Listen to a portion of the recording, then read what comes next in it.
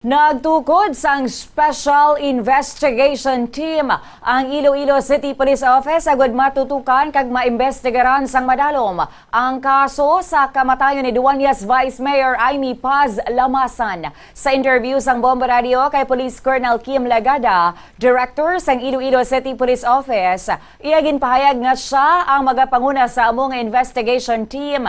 Pahayag sini bilang isa ka elected official si Lamasan, importante ang transparency sa investigasyon agud mahibalungan sang publiko ang matuod nga mga sirkumstansya sa likod sang iya nga kamatayon.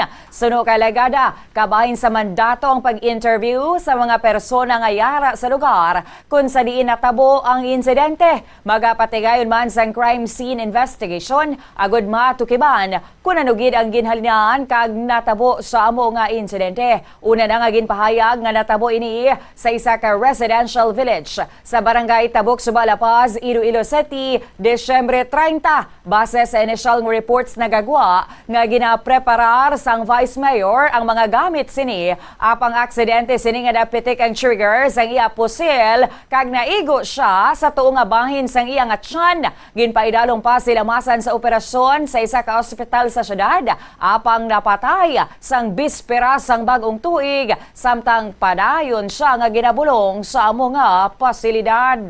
Ang objective natin dito is to really find out the circumstances on the death of Vice Mayor Lamasan. So it was initially reported that it was an accident. The discharge of firearm was caused by an accident. So we will gather all the evidence, circumstances that would really prove na yun ang nangyari.